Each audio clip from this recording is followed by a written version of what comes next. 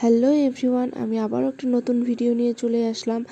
আজ আমার মেয়ের স্কুলে রেজাল্ট দিবে, তাই জন্য আমি আর ওর পাপা দুজনে মিলে চলে যাচ্ছি রেজাল্ট আনতে। আমি জানি আমার মেয়ে এই বছর রেজাল্ট খুব একটা ভালো করবে না, কারণ ও পড়াশোনা ভালো করে করেনি। তো এই তো গল্প করতে করতে আমরা চলে আসলাম ফালাকাটায়।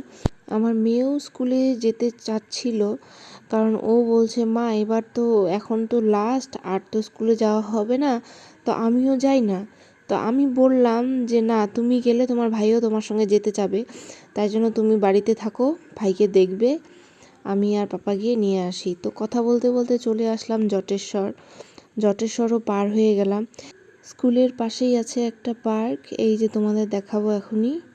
এই তো এই যে পার্কটা, এই যে গেট, আর পার্ক পার হয়েই একটু পরেই স্কুল। এই তো স্কুলে চলে আসলাম, ওই তো দেখা যাচ্ছে স্কুল। এখনই আমরা ঢুকে পড়বো স্কুলে। স্কুলে তো যাচ্ছি ঠিকই, কিন্তু মেয়ের রেজাল্ট দেখার পর তো মাথা চক্কর দিবে আমি জানি। এই যে ক্লাসরুম, এরা এখানে ক্লাস 6-এ পড়তো সবাই মিলে। আজ রেজাল্ট, স্যার এখনও আসেনি, একটু পরে আসবে, আমাদেরকে এখানে বসতে বলেছে।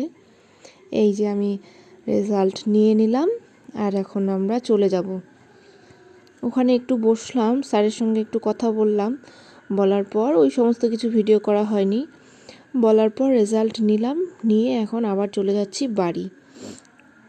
রেজাল্ট তো দেখলাম খুবই খারাপ রেজাল্ট হয়েছে, তো এইবার এখান থেকে চলে যাচ্ছি বলে আমিও অত আর প্রেশার দিইনি মেয়েকে।